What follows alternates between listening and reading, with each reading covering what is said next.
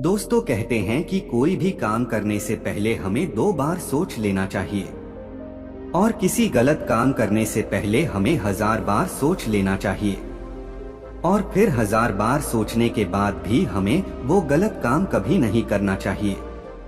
ये बात लिखने और पढ़ने में बहुत अच्छी लगती है, मगर हम इंसान इसे अपनी निजी जिंदगी में कम ही अपना पाते हैं और ज्यादातर समय हम कुछ करने से पहले या तो सोचते ही नहीं या सोचते भी हैं, तो उस सोच पर ज्यादा ध्यान नहीं देते और जो करना होता है उसे कर देते हैं।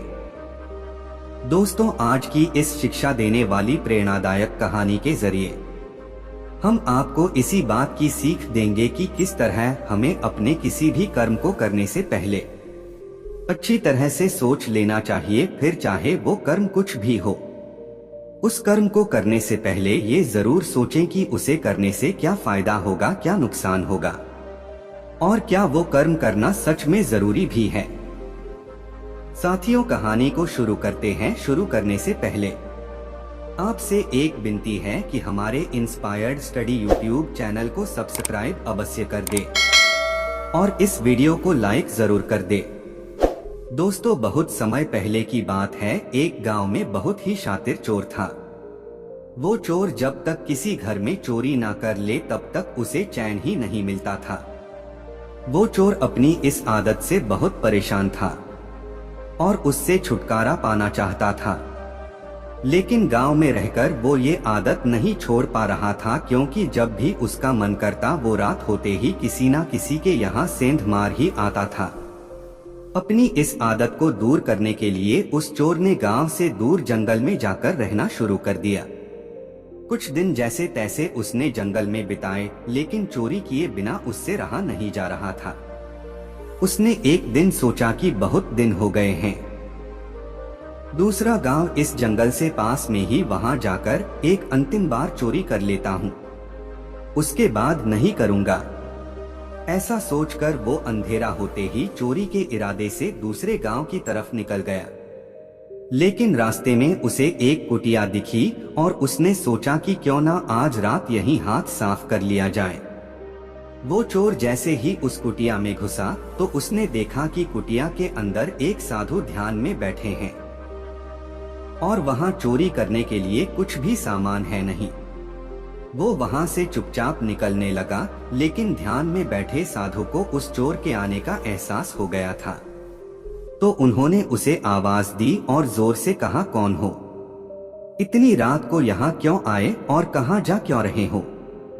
चोर बोला, मैं एक चोर हूँ और चोरी के इरादे से यहाँ आया था, लेकिन आपके पास चोरी करने जैसा कुछ है ही नहीं, तो अब मैं कहीं और जा रहा हूँ।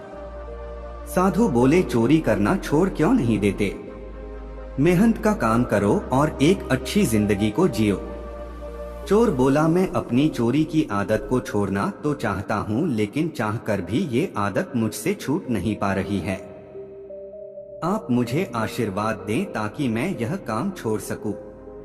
चोर की बातें सुनकर साधु बोले, अगर तुम चोरी की आदत नहीं छोड़ पा रहे हो तो एक काम करना, जब भी तुम चोरी करो तो उसके बाद अपने गुनाहों को उन लोगों के सामने स्वीकार कर लेना जिनके यहाँ तुम चोरी कर रहे हो, या फिर जिनके यहाँ तुम चोरी करने के इरादे से जाओ, पहले तुम उन्हें बता देना।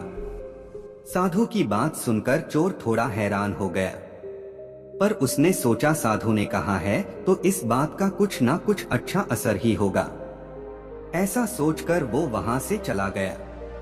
अगली रात को वो चोर एक घर में घुस गया और जैसे ही वो वहां रखे पैसों को अपने बैग में भरने लगा, तभी उसे साधु की बात याद आ गई। उसने मन ही मन सोचा, अगर मैं ये पैसे चोरी कर लेता हूँ और फिर घर के मालिक को बताता हूँ तो वो मुझे पकड़ लेगा और पुलिस के हवाले कर देगा। पुलिस मुझे पीटेगी और चोरी करने के जुर्म में मुझे जेल में डाल देगी। जैसे ही उसके मन में पुलिस और पिटाई की बात आई तो उसने अपना मन बदल दिया और चोरी किया बिना ही वहां से भाग गया। उसके बाद वो चोर जहां भी चोरी करने जाता, उसके मन में वही सब बातें आती और वो डर कर बिना चोरी करे ही लौट जाता।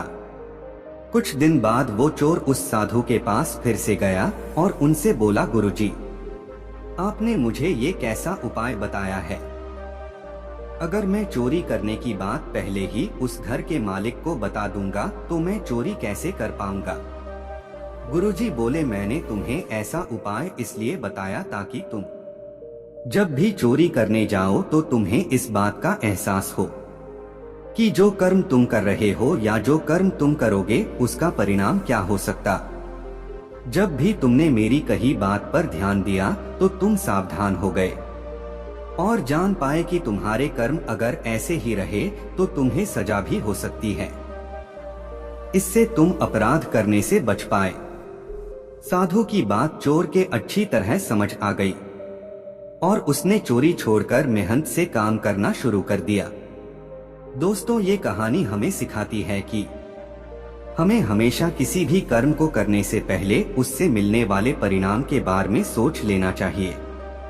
जब तक हम अपने कर्मों के प्रति सचेत रहेंगे तब तक हम कुछ भी गलत नहीं करेंगे। बहुत से लोग ज्यादा जागरूक ना होने कारण गलत कर्म कर देते हैं।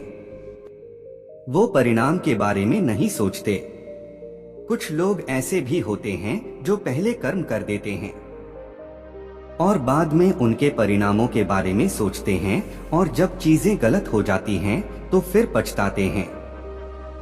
अच्छे कर्म करने से पहले जब आपके उसके परिणाम के बारे में सोचेंगे तो उसके परिणाम भी आपको अच्छे ही नजर आएंगे और अगर किसी बुरे कर्म के परिणाम के बारे में सोचेंगे तो उसके परिणाम भी आपको बुरे ही मिलेंगे।